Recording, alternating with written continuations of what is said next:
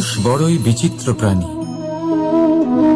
সব সময় লড়াই করতে থাকে, সব সময় চেষ্টা করে যাতে সেই শ্রেষ্ঠ হয়, চেষ্টা করে যাতে তার সামনে সবার মাথা নত হয়। তাই সবার আগে শক্তি অর্জন করার চেষ্টা করে। সে শক্তি অর্জন করেও নেয়, আর তারপর ভয় দেখিয়ে সবাইকে নিজের সামনে নত করে।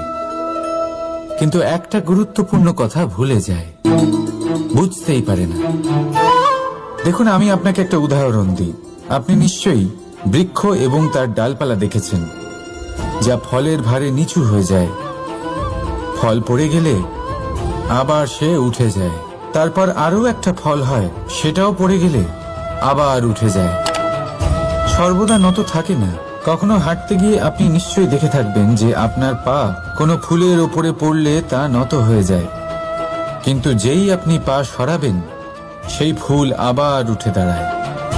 একটা অত্যন্ত গুরুত্বপূর্ণ কথা মনে রাখবেন, যে শির ভয়ভীত হয়ে আপনার সামনে নত হয়, সেই শিরই বিরোধিতা করতে সবার আগে দাঁড়াবে।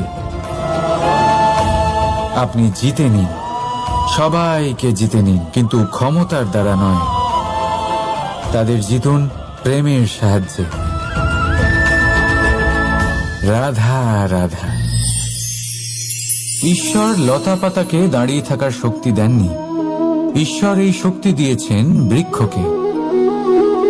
এই লতা পাতা বৃক্ষের সাহায্যে দাঁড়িয়ে থাকে, তাতেই বিকশিত হয়। এবার এই লতা পাতা দুই ধরনের হয়। প্রথম সে যে এই বৃক্ষতে বিকশিত হয়, ফুল ফুটিয়ে তোলে, নিজেকেও সুন্দর বানায়, বৃক্ষকেও সুন্দর বানিয়ে তোলে। দ্বিতীয় সে যে বৃক্ষকে পুরোপুরি শুকিয়ে দেয়, তার প্রাণ শক্তি তার থেকে কেড়ে নেয়। রাধা রাধা। কখনো আপনি কোনো কুমোরকে দেখেছেন যারা মাটির পাত্র বানায়? প্রথমে সে ভিজে মাটি মাখে, তারপর তাকে গড়ে, তারপর তাকে চাকায় দিয়ে সঠিক আকার দেয়। যদি আকার ঠিক না হয় তা তক্ষুনি ঠিক করে দেয়, কারণ সে এটা জানে যে একবার এটা আগুনের তাপে দিয়ে দিলে, একবার এটা শুকিয়ে গেলে তারপরে এর আকার কখনোই বদলানো যায় না। এখানে লুকিয়ে আছে একটা শিক্ষা, সমস্ত মাতা পিতার জন্য একটা শিক্ষা। মাতা পিতাও তো এরকমই হন, তাদের নিজেদের সন্তানকে সঠিক সময় মতো শ্রেষ্ঠ শিক্ষা দেওয়া উচিত। মাতা পিতা যেন কখনো তাদের বিধাতা না হতে চান, কিন্তু প্রতিটা মুহূর্তে সবসময় চেষ্টা করুন তাদের সঠিক পথ দেখানো, কখনো কোমলতা দিয়ে, কখনো ভালোবাসা দিয়ে, আর কখনো কঠোর হয়ে। তার জীবনকে, তার ব্যক্তিত্বকে আকার দেওয়ার চেষ্টা করুন, কারণ যেমন মাটি একবার শুকিয়ে গেলে তারপর সেই পাত্রের আকার বদলানো যায় না, ঠিক সেইভাবেই আয়ুর বৃদ্ধির সাথে সন্তানের শিক্ষা কখনোই বদলানো যায় না। তা মনে রাখবেন। রাধা রাধা। আপনি কি কখনো কোনো প্রজাপতি দেখেছেন? ভালো নিশ্চয়ই লাগে। আসলে প্রজাপতি কার না ভালো লাগে? ছোট হোক বা বড়, প্রজাপতিকে সবার ভালো লাগে। এবারে ভাবুন, এই প্রজাপতির সূত্রপাত কি করে হয়? এই প্রজাপতি শুরু হয় একটা গুটি থেকে, যেখানে সে সুরক্ষিত থাকে। গুটি ভেঙে যখন সে এই সংসারে আসে, তখন একটা কীট রূপে থাকে। কীট যে ভূমির ওপরে চলাচল করে, যে বৃক্ষের পাতার ওপরে সুরক্ষিত থাকে। তারপরে তার মধ্যে আসে আরো একটা পরিবর্তন, তার ডানা গজায়। তখনই সে প্রজাপতি হয়। তখন সে খোলা আকাশে উড়ে বেড়াতে পারে। সুন্দর সুন্দর পুষ্প থেকে সে মধু পান করে। কখনো ভেবেছেন যে প্রজাপতি ছাড়া আর কেউ এটা পারে না কেন? কারণ সে সেই গুটি থেকে বেরোতে পারে। যদি সে সেই গুটি থেকে নাই বেরোতো, সে উড়তেই পারত না, কখনো প্রজাপতি হতেই পারত না। আমাদের সাথেও ঠিক এটাই হয়। আমরা সবসময় সেখানেই থাকতে চাই যেখানে আমরা সুরক্ষিত থাকি, সেই সুরক্ষা চক্রেই আমরা থাকতে চাই, কিন্তু এই বিকাশ সুরক্ষা সীমা পার হওয়ার পরেই অর্জন করা যায়। তাই যদি আপনি জীবনে বড় কিছু করতে চান, মহান কাজ করতে চান, নিজের ব্যক্তিত্ব তৈরি করতে চান, তাহলে এই সুরক্ষা চক্র ভুলে যান। সুরক্ষা সীমা লঙ্ঘন করুন, এগিয়ে যান, প্রতিকূলতার সম্মুখীন হন, কঠিন পরিস্থিতির সম্মুখীন হন, সাহস করে এগিয়ে চলুন, আরো শক্তিশালী হয়ে উঠুন। তবেই আপনি জীবনে কিছু করতে পারবেন, তবেই আপনার ডানা গজাবে, আর তবেই আপনি এই সুন্দর আকাশে উড়ে বেড়াতে পারবেন। রাধা রাধা। আমাদের কোনো স্থানে পৌঁছতে গেলে একটা মাধ্যমের প্রয়োজন হয়। কিছু মানুষ এই মাধ্যমকে রাস্তা বলে, কেউ পথ বলে, আবার কেউ বলে সরণি। মানুষ নিজের লক্ষ্যে পৌঁছানোর জন্য এই পথেরই খোঁজে থাকে, কিন্তু মানুষ একটা কথা বুঝতে পারে না, যে এই পথে এগোতে গেলে এই পথকে পিছনে ঠেলাও অত্যন্ত প্রয়োজন। যদি এটা করার ক্ষমতা আপনার না থাকে, তাহলে আপনার পথ আপনাকে লক্ষ্যে পৌঁছতে দেবে না। দ্বিতীয় কথা, যদি নিরন্তর চেষ্টা আপনি করতে পারেন, যদি সেই ক্ষমতা আপনার মধ্যে থাকে, তাহলে আপনি যখন চাইবেন, যেখানে চাইবেন, নিজের পথ নিজেই বানাতে পারবেন। রাধা রাধা। আমাদের সব থেকে ভালো লাগে বিজয়, সব থেকে অপ্রিয় হলো পরাজয়। কিন্তু আপনাকে একটা কথা বলে দিই, হার নামক কোনো পরিণাম হয়ই না। যাই পরীক্ষা থাকুক না কেন, হয় সেটা জয়তে পরিবর্তিত হয়, নয় সেটা আমাদের কোনো শিক্ষা দিয়ে যায়। তাই কোনো কিছু নতুন শুরু করার আগে কখনো সংকোচ করবেন না। হয় জয় আপনাকে বিজয়ীর মালা পরাবে, নয়তো এই হার আপনাকে অমূল্য কিছু শিখিয়ে যাবে। রাধা রাধা। এই ছোট কাঠের ডাল দেখতে পাচ্ছেন আপনি?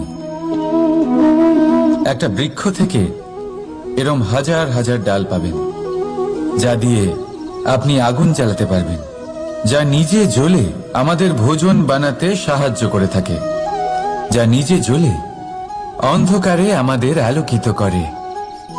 যদি এটাই অন্যভাবে দেখা যায়, তাহলে এমনই এক ছোট্ট ডালের টুকরো একটা ছোট্ট ফুলকিতেই নিজের সাথে হাজার হাজার বৃক্ষ জ্বালিয়ে দিতে পারে।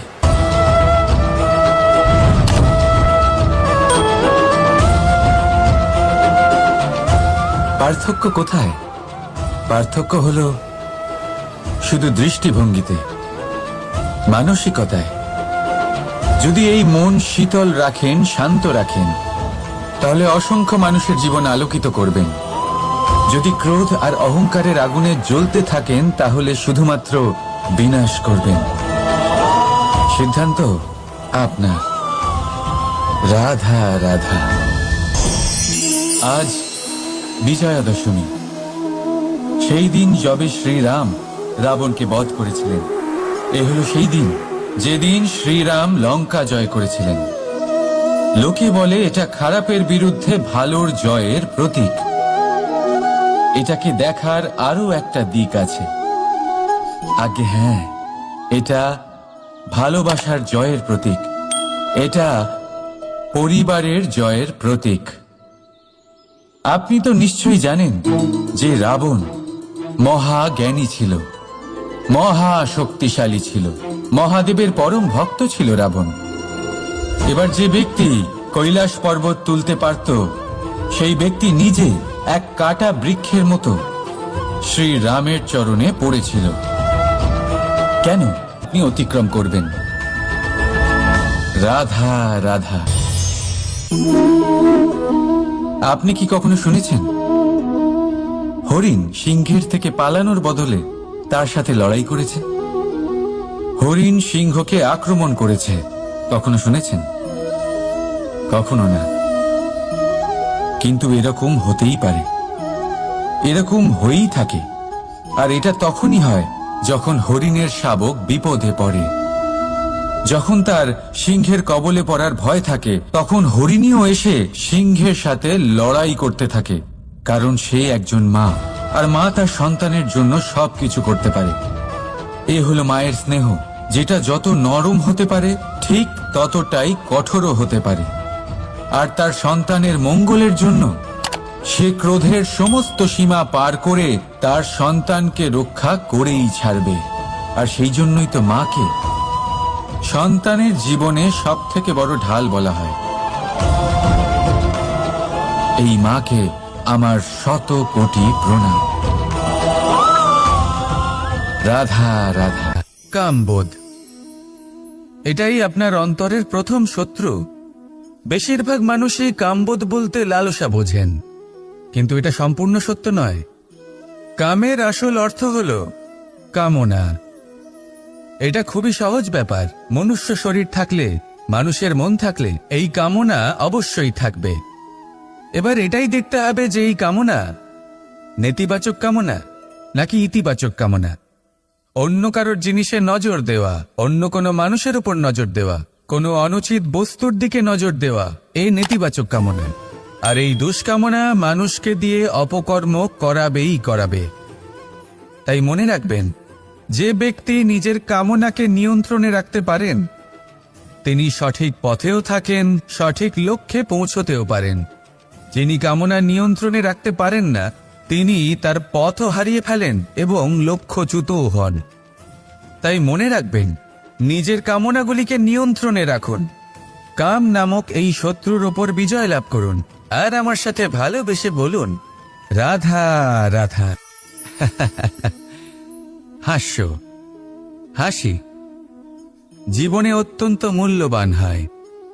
কথায় আছে যে হাসি এবং হাস্য আমাদের জীবনে ওষুধের মতো কাজ করে, আমাদের সুস্থ রাখে, আমাদের জীবনের অনুভূতিগুলিকে আরো সুন্দর করে তোলে। কিন্তু প্রত্যেক ওষুধের মতোই এর সাথেও এটাই হয়। প্রত্যেক ওষুধ সঠিক সময়ে, সঠিক মাত্রায়, সঠিকভাবে গ্রহণ করতে হয়। যদি এরকম না হয় তাহলে এই ঔষধও শরীরের ক্ষতি করে দিতে পারে। এবার আপনি ভাবতে পারেন, হাসি থেকে কিভাবে ক্ষতি হতে পারে? আপনি যদি অন্য কারোর উপরে হাসেন তাহলে হয়তো তার মনে কষ্ট হতে পারে, তার অন্তরের মিত্র হয়তো শেষ হয়ে যেতে পারে, আর অন্তরের শত্রু জেগে উঠতে পারে। কিন্তু এটাই যদি আমরা সকলকে সাথে এনে সকলের সাথে হাসি, তাহলে হয়তো আমাদের অন্তরের এই হৃদয়ের ভেতরে লুকিয়ে থাকা যে শত্রু তা শেষ হয়ে যেতে পারে, আর অন্তরের বন্ধুসত্তা প্রকাশিত হতে পারে। ঠিক কি না? এবার আপনাকে উদাহরণ দিই। যখন দ্রৌপদী দুর্যোধনকে নিয়ে হেসেছিল তখন তা মহাভারতের সৃষ্টির কারণ হয়েছিল। কিন্তু সেইখানেই যখন পার্থ আর মাধব একসাথে বসে মৃদুমন্দ হাসতেন তখন ধর্ম স্থাপন করা হয়েছিল। তা আপনি কি চান? কাউকে নিয়ে হেসে তাকে আঘাত করতে চান, নাকি সকলকে একসাথে এনে তাদের হাসিয়ে তুলে ধনাত্মক প্রভাব ফেলতে চান? সিদ্ধান্ত আপনার। আসুন আর আমার সাথে ভালোবেসে বলুন, রাধা রাধা। মাঝে মাঝে কিছু মুহূর্তের জন্য চোখ বন্ধ করে ধ্যানের বেদিতে বসে ধ্যান করতে চেষ্টা করুন, আর বোঝার চেষ্টা করুন যে আমরা সর্বপ্রথম কি দেখতে পাচ্ছি, কি অনুভব করছি। আপনি দেখতে পাবেন সবার আগে আপনার চোখের সামনে আপনার দুষ্কর্মগুলিকে, আপনার লুকিয়ে থাকা ক্রোধ, অন্তরের যন্ত্রণা, ভয়, নিরাশা, এই সব কিছুই সবার আগে দেখতে পাবেন আপনি। আর এই সব কিছুই আমাদের দুঃখের কারণ হয়ে ওঠে। এই সব কিছু সারমর্ম কি? সারমর্ম শুধু একটাই, সেটা হলো এই যে আমাদের এই মন তা কিন্তু দুষ্কর্ম পছন্দই করে না। আমাদের এই মন একটা সুখময় জীবন যাপন করতে চায়, সৎকর্ম করতে চায়। তাই এটাই করুন, শুভ চিন্তা করুন, শুভ কর্ম করুন, ইতিবাচক মনোভাব নিয়ে জীবনে অগ্রসর হন। তারপর চোখ বন্ধ করে অন্তরে দেখতে থাকুন। দুঃখের আভাসই পাবেন না। এই মন প্রসন্নতা এবং প্রেমের দ্বারা পূর্ণ হবে এবং বারবার বলে উঠবে, রাধা রাধা। ছোটবেলা থেকেই আমি গরু চড়িয়ে অভ্যস্ত, সেই জন্য সকলে আমাকে গোপাল নামে ডাকত। কিন্তু গোপাল হয়ে আমি একটা অমূল্য শিক্ষা লাভ করেছি। আমি দেখেছি যে গৌশালাতে অনেক বাছুরের মধ্যে একটি গাই তার নিজের বাছুরকে অবশ্যই চিনে ফেলে। যেখানে সমস্ত বাছুর একই রকম দেখতে এবং প্রত্যেকের স্বরও সমান, তারপরেও সকল বাছুরের মধ্যে নিজের বাছুরকে ঠিক চিনতে পেরে যায় এবং তার সাথেই থাকে। ঠিক এইরকমই কিছুটা হয় আমাদের কর্ম এবং তার কর্মফল।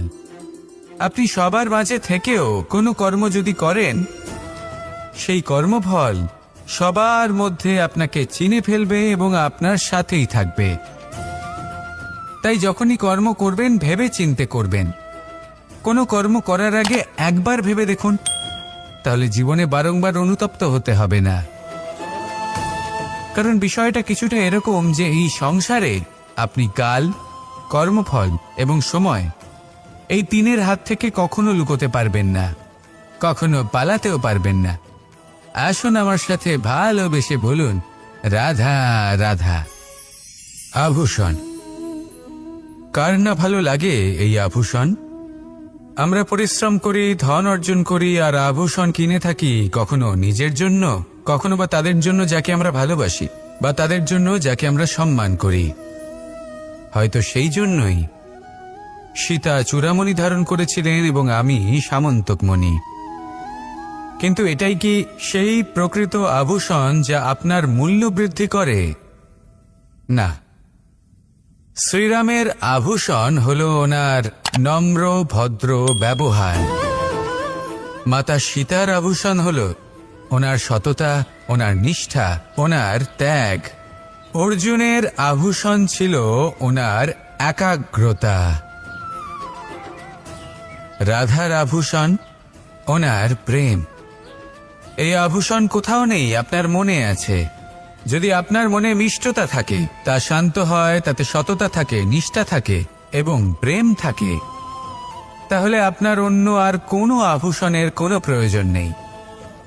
আপনি যতই ভিড়ের মাঝে থাকুন, আপনার ঔজ্জ্বল্য চোখে পড়বে। আসুন আর আমার সাথে ভালোবেসে বলুন, রাধা রাধা।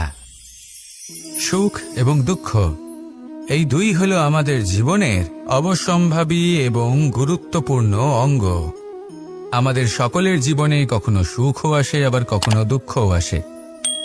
আমরা সবসময় ভাবি আমরা কিভাবে সুখ লাভ করব, কিভাবে আমরা দুঃখ থেকে দূরে থাকতে পারি। আর এই জীবনে যা কিছুই ঘটুক না কেন, সে সব কিছু আমরা সুখ এবং দুঃখের মাপদণ্ডে মেপে থাকি। এবার এখানে একটা ছোট্ট বিষয় আছে। এটা ভেবে দেখতে হবে যে কে আসলে সুখী ব্যক্তি। সুখী ব্যক্তি হলেন তিনি যিনি নিজের জীবনে নিজের কর্মের বিশ্লেষণ করে থাকেন, সেই বুঝে পদক্ষেপ নেন। উনি কি করতে চলেছেন সেটা উনি জানেন। আর যদি ওনার কোনো দোষ থাকে বা ভুল থাকে, তাহলে সেগুলো শুধরে নিয়ে এগিয়ে চলেন। সেই জন্য উনি সুখী হন। অন্যদিকে যে ব্যক্তি দুঃখী, তিনি কি করেন? তিনি নিজের উপর নয়, অন্যের উপর নিজের নজর রাখেন যে তিনি কি করছেন, কিভাবে কর্ম করছেন। ওনারা অন্যের নিন্দা করেন, অন্যের সাফল্য দেখে ঈর্ষা করেন, ক্রুদ্ধ হয়ে যান, ওনাদের বাধা দিতে চেষ্টা করেন। সেই জন্যই তো ওনারা দুঃখী হন। এই সংসারে এমন অনেক ব্যক্তি আছেন যারা এই কারণে দুঃখী নন যে তাদের জীবনে দুঃখ আছে। তারা এই কারণে দুঃখ পান কারণ অন্যের জীবন অনেক বেশি সুখের। দেখুন, শেষ পর্যন্ত আপনাকে নিজের কর্মের প্রতি মনোসংযোগ করতেই হবে, অন্যের প্রতি নয়। কারণ আপনার জীবনে আপনার কর্ম হলো এমন একটা জিনিস যা আপনার নিয়ন্ত্রণে আছে। নিরন্তর চেষ্টা করতে থাকুন, নিজের কর্মকে বুঝতে শিখুন, শুধরে নিন, নিজেকে শ্রেষ্ঠ করে তুলুন। তখন সাফল্য নিজে থেকে আপনার কাছে আসবেই, আর এই মন প্রসন্ন হয়ে বলবে, রাধা রাধা। প্রেমের পরিভাষা আসলে কি? ভিন্ন ভিন্ন ধরনের ব্যক্তি, ভিন্ন ভিন্ন ধরনের প্রেমী, আলোচক বিভিন্ন ধরনের পরিভাষা প্রদান করেন এই প্রেম নিয়ে। কিন্তু প্রত্যেকের মনে কখনো কখনো এই প্রশ্ন এসেছে, এই ভালোবাসা আসলে কি? নিজের প্রিয়তমকে জয় করাই কি প্রেম? চার হাত এক হয়ে যাবার নামই কি প্রেম? নিজের আবেগ ব্যক্ত করাই কি ভালোবাসা? না, প্রেমের অর্থ কাউকে লাভ করা নয়, বরং তার মাঝে বিলীন হয়ে যাওয়া। যদি কারোর হাত ধরে থাকি, তাহলে আজীবন তার সাথে পথ চলা হলো প্রেম। প্রেম শুধুমাত্র সেটা নয় যা প্রেমী আর প্রেমিকার কেশদামে মালা বেঁধে দেয়। মাতা পিতার জন্য দিনরাত পরিশ্রম করা, নিজের পরিবারের জন্য দিনরাত পরিশ্রম করা, সেটাও প্রেম। নিজের বন্ধুদের জন্য, আপনজনের জন্য সবকিছু উজাড় করে দেওয়ার নাম হলো ভালোবাসা। নিজের মাতৃভূমির জন্য সাহসের সাথে লড়াই করা এবং আনন্দে নিজের জীবন ত্যাগ করে দেওয়াও কিন্তু প্রেমের নামান্তর। সেই জন্য যারা বুদ্ধিমান ব্যক্তি, তারা কখনো প্রেমের পরিভাষা খুঁজতে চান না, কারণ তারা জানেন যে এই প্রেম কতটা বিশাল। তারা জানেন যে এই প্রেম হলো এক বিশাল সাগর, যাকে নিজের মুঠোয় ধরে রাখা যায় না। সেই জন্য এই প্রেমের সাগরে ডুবে যান এবং সকলকে ভালোবাসতে শিখুন। যদি সবাইকে ভালোবাসতে পারেন, তাহলে তাদেরও কল্যাণ হবে যারা আপনাকে ভালোবাসে, তাদেরও কল্যাণ হবে যাদেরকে আপনি ভালোবাসেন, আর আপনারও কল্যাণ হবে। আর তখন এই মন ভালোবেসে বলবে, রাধা রাধা। এই সংসারের অন্তের, এর বিনাশের প্রারম্ভ কিভাবে হয়? কোন যোগের মাধ্যমে? কোন ভয়ানক অসুরের আগমনে? নাকি প্রকৃতির রাগের কারণে? না, এই সংসারের বিনাশের প্রারম্ভ হয় আমি থেকে। এই আমি, এই তুমি, এটা আমি করেছি, ওটা তুমি করেছো, এটা আমার, ওটা তোমার, আদি ইত্যাদি। এই ভাব যখন মনে বাসা বেঁধে নেয়, সর্বপ্রথম ঘর ভাগ হয়, তারপর বসতি, তারপর প্রাণ, আর তারপর দেশ, আর সবার শেষে সমস্ত সংসার ভাগ হয়ে যায়। আর এই ভাগ হয়ে যাওয়া শেষে মনোমালিন্যে পরিণত হয়। এখন এমত অবস্থায় কি করা যেতে পারে? কিভাবে বাঁচা যায় এই পরিস্থিতির থেকে? কিভাবে দূরে থাকা যায় এই বিনাশের থেকে? উত্তর সেই একটাই, করুণা। একে অপরের দরকারগুলি বুঝুন, একে অপরের সমস্যাগুলি বুঝুন, একে অপরের দুঃখের সাথী হয়ে দাঁড়ান, একে অপরের সুখের ভাগীদার হন। আর শেষে যখন এই আমি আমরাতে পরিণত হবে, তখন এই বিনাশ নিজে থেকেই দূরে চলে যাবে। তাহলে আমরাতে বিশ্বাস করতে শিখুন, আর আমার সাথে ভালোবেসে বলুন, রাধা রাধা। আপনি এমন অনেক মানুষকে দেখে থাকবেন যারা এই সংসার ত্যাগ করেছেন, নিজেদের ঘর বাড়ি সমস্ত সম্পর্ক ছেড়েছেন, বেরিয়ে পড়েছেন শুধুমাত্র ঈশ্বরের খোঁজে।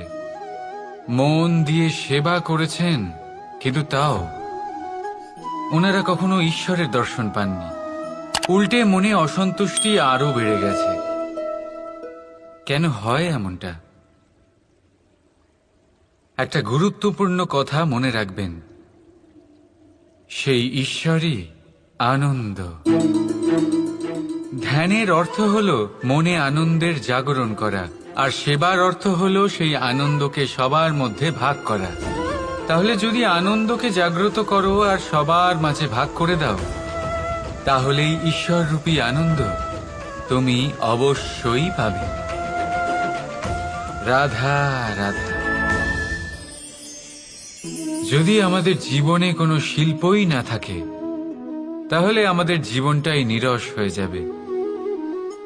এখন যদি সবাইকে আমি জিজ্ঞেস করি সব থেকে বড় শিল্প কি, তো কেউ বলবে চিত্রশিল্প, কারণ তা ওনার মনকে আনন্দ দেয়।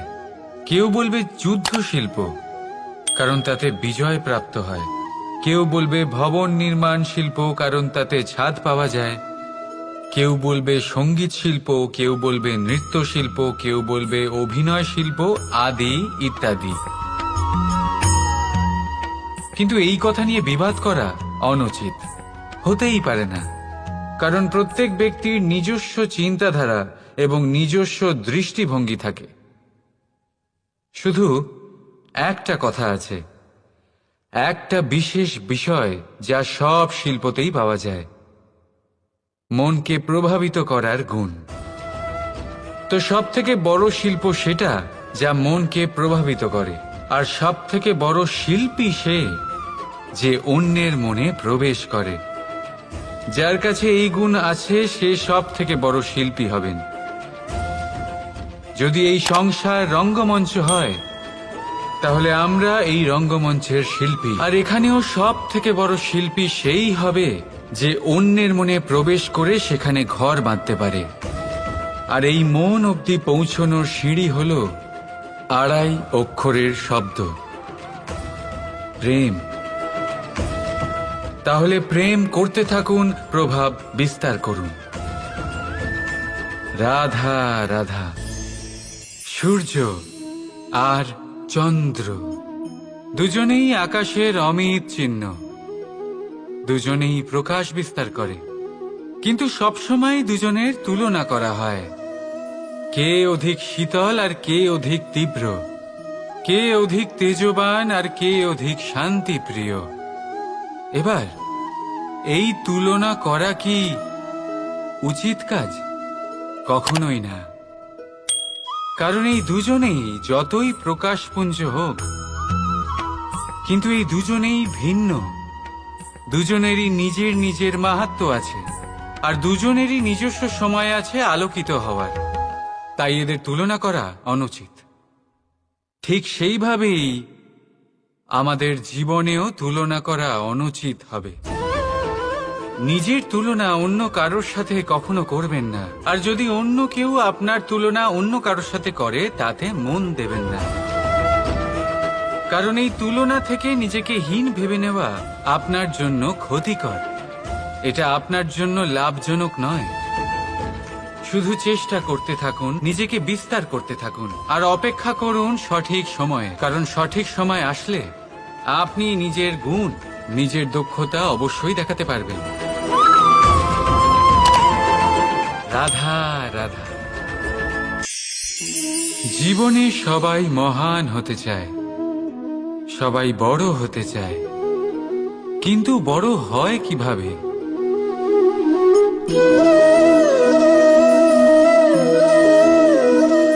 এটা আমার হাতে কি বলুন তো?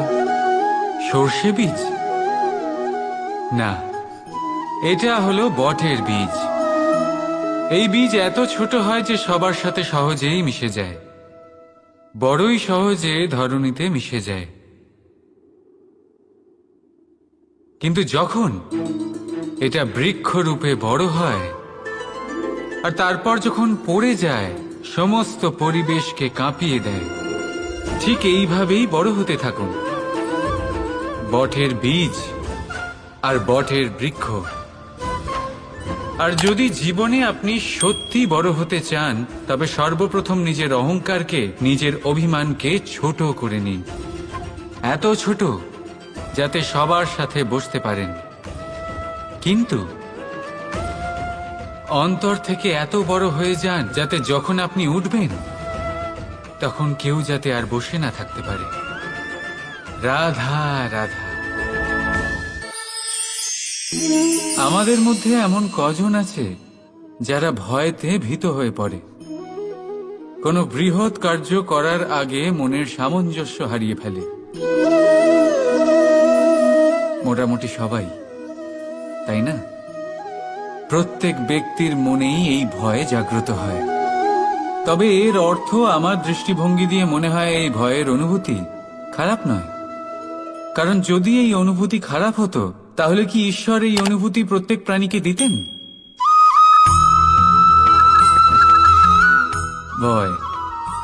ভয়ের এই অনুভূতি আমাদের জন্য ভালো, অত্যন্ত আবশ্যক।